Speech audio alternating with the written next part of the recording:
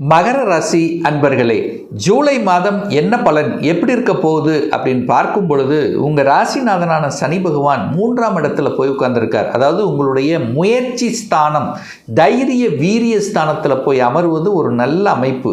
அந்த தைரிய வீரிய ஸ்தானத்தின் அதிபதியான குரு பகவான் அந்த சனி பகவானை பார்க்குறது, அதாவது உங்கள் ராசிநாதனை பார்ப்பது ஒரு நல்ல அமைப்பு தான். அந்த குரு உச்சமாக இருந்து பார்க்குறார். அப்போது இந்த மகர ராசி என்பர்களுக்கெல்லாம் தைரியமாக வீரியமாக துணிச்சலோடு செயல்படக்கூடிய ஒரு மாதமாக இருக்கும். சுறுசுறுப்பு ஆட்டோமேட்டிக்காக இருக்கும். அதாவது எப்படி இருக்கும்னா, எதையும் சாதிக்கணும், ஏதோ ஒன்று பண்ணணும், ஒரு அடுத்த லெவலுக்கு போகணும் அப்படிங்கிற அந்த எண்ண உணர்வுகள் பார்த்திங்கன்னா பேஸ் ரொம்ப ஸ்ட்ராங்காக அமையக்கூடிய தன்மை. அந்த குரு பகவான் நல்லவர் என்று சொல்லக்கூடிய கடவுளினுடைய அனுகிரகத்துக்கு சொந்தக்காரரான குரு பகவான் 7ஆம் இடத்துல கடகமனையில் அமர்ந்து கொண்டு நேர சமசப்தமாக உங்கள் ராசியை பார்க்குறார். அப்போ உங்களுக்கு நல்லது செய்ய போகுதுன்னு அர்த்தம். பெரிய மனிதர்களின் தொடர்புகள் கிடைக்கப் போகிறது. கடவுளினுடைய அனுகிரகம்ங்கிறது உங்களுக்கு கிடைக்கப் போகிறது. குழப்பங்கள் விலகப் போகிறது. தெளிவு கிடைக்கப் போகிறது. சரியான டிசிஷன் எடுக்க போகிறீர்கள். அப்போ ஒரு விடை கிடைக்க போகிறது உங்களுக்கு அப்படிங்கிறத நம்ம எடுத்துக்கலாம். 2ஆம் இடத்துல, அதாவது மகர ராசி என்பர்களுக்கு 2ஆம் இடத்துல ராகு அப்படிங்கிற ஒரு சர்ப்ப கிரகம் உட்கார்ந்துருக்கு. சார் இது நல்லதா கெட்டதா? நல்லதும் இருக்கிறது, கெட்டதும் இருக்கிறது. என்ன சார் நல்லது?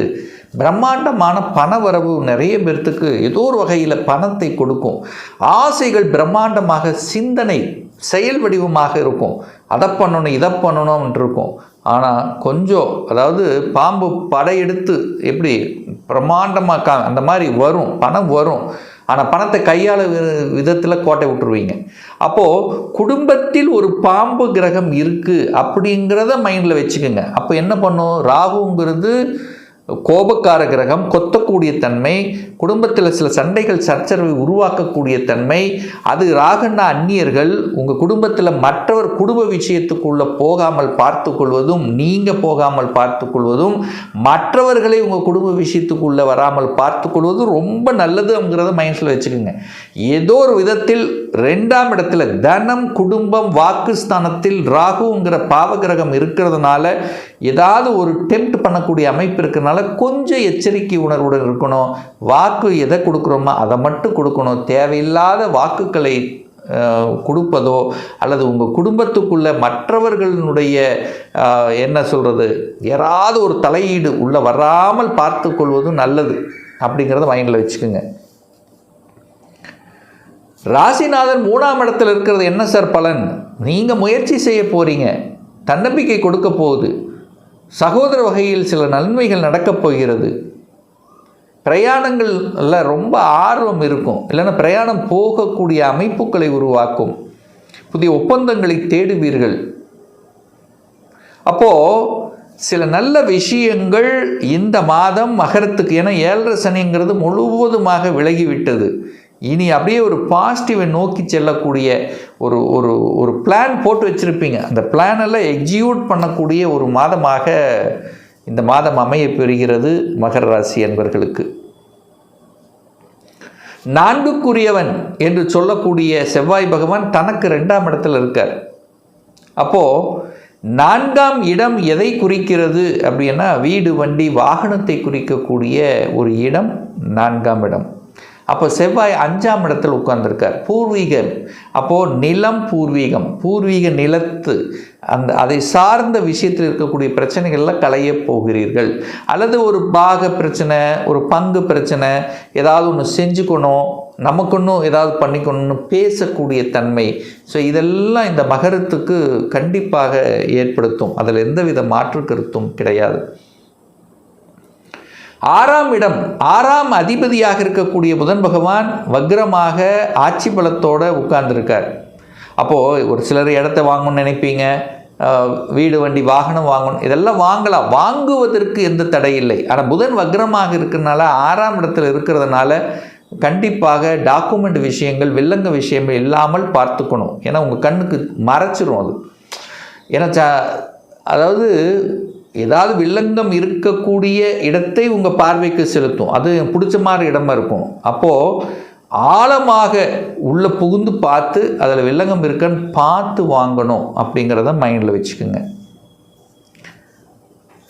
அதே சமயத்தில் குரு 7ல் உட்கார்ந்துருக்கார். நிறைய பேர்த்துக்கு திருமண சுப காரியங்கள் நடக்கும். கடந்த ஒரு வருடமாகவே சில தடைகள், தாமதங்கள், அப்படி திருமணம் நடந்திருந்தாலும் சில குறைகள் இருக்கக்கூடியவர்களுக்கெல்லாம் இப்போ அதெல்லாம் நீங்க போகிறது அப்படின்னு எடுத்துக்கலாம். அப்போ திருமணம் டக்குன்னு நடக்கக்கூடிய சந்தர்ப்ப சூழ்நிலைகளை உருவாக்கும் இந்த மகர ராசி என்பவர்களுக்கு.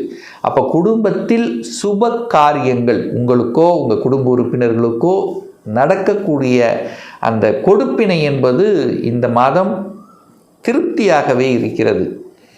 கூட்டாளிகள், நிறைய பேர்த்துக்கு கூட்டாளிகள், கூட்டு தொழிலில் ஒரு சின்ன சங்கடங்கள் இதெல்லாம் விலகும்.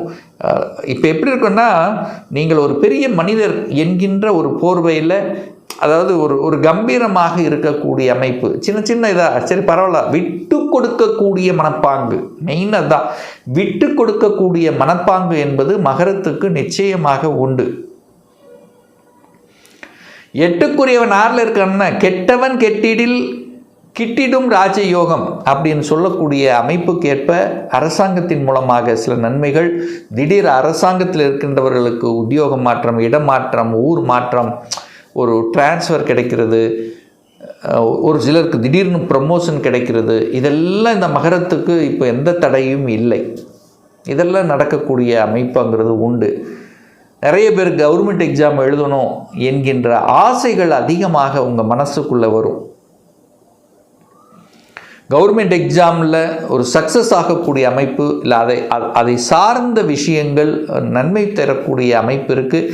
பெரிய மனிதர்களின் தொடர்புகள், நிறைய நண்பர்கள் கிடைக்கக்கூடிய அமைப்பு, புதிய நண்பர்கள் கிடைக்கக்கூடிய அமைப்பு, அவர்கள் மூலமாக அனுகூலம், ஆதாயம், உங்களுக்கு சில விஷயங்களில் நன்மைகள் நடக்கக்கூடிய அமைப்புகள்ங்கிறது எல்லாமே இந்த மாதம் நல்லா இருக்குது.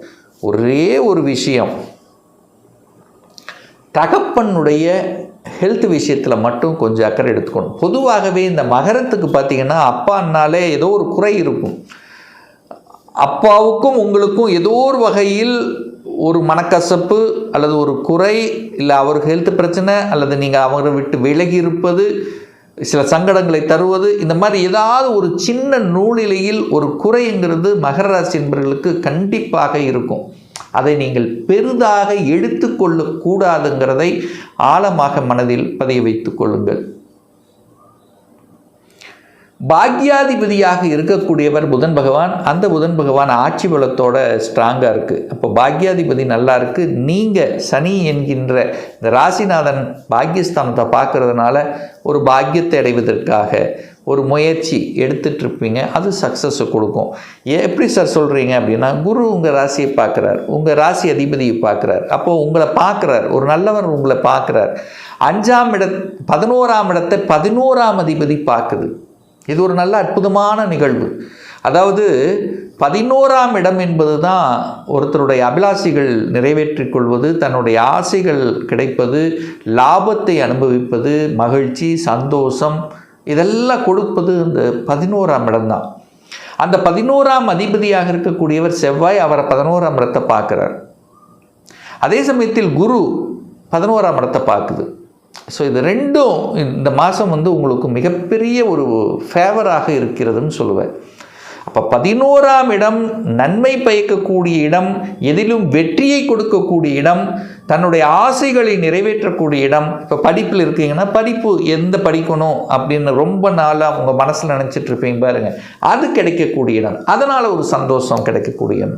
திருமணம் தடைபட்டு இருக்குது, இப்போ திருமணம் நடக்குது, ஒரு ஃபிக்ஸ் ஆயிடுச்சு, ஒரு ஹாப்பினஸ் கிடைக்கக்கூடிய இடம். உங்களுக்கு பிடிச்சமான ஒரு வண்டி வாகனத்தை வாங்கக்கூடிய அமைப்புகள் இதெல்லாமே உண்டு. ஆனால் என்ன ஒரே ஒரு விஷயம், சுக்கிரன், வாகனத்துக்கு காரக கிரகமான சுக்கிரன் போய் 8ல் மறைஞ்சிருக்கார். அப்போ மகர ராசி என்பவர்கள் இரவு நேர பயணங்களை முற்றிலுமாக தவிர்த்து கொள்வது நல்லது. அதே சமயத்தில் உறவுகள் சார்ந்த விஷயங்கள், அதாவது ஆண்களாக இருந்தால் பெண்கள் சார்ந்த விஷயம், பெண்களாக இருந்தால் ஆண்கள் சார்ந்த விஷயத்திலும் கொஞ்சம் கவனம், எச்சரிக்கையோடு இருக்கணுங்கிறத மைண்டில் வச்சுக்க. ஏன்னா சுக்கிரன் 8ஆம் இடத்திலிருந்து அங்கே கேது உட்கார்ந்துருக்கார். சுக்கிரன் கேது காம்பினேஷன் கொடுக்குது. அப்போது உறவுகளில் அந்த ஆண் பெண் சார்ந்த விஷயங்கள், காதல் அப்படிங்கிறதுலையும் கொஞ்சம் கவனம் எச்சரிக்கையுடன் இருக்கணுங்கிறத மைண்டில் வச்சுங்க. ஸோ மற்றபடி பார்க்கும் பொழுது இந்த மகரத்துக்கு நன்மையை, அதிகளவு நன்மையை கொடுக்கக்கூடிய ஒரு நல்ல மாதமாகவே விளங்கப் போகிறது. ஒரு நல்ல தெய்வ வழிபாடு, ஆஞ்சநேயர் வழிபாடு எடுத்துக்குங்க. மனதில் சந்தோஷத்தையும் மகிழ்ச்சியும் கொடுக்கும், தைரியத்தை கொடுக்கும்.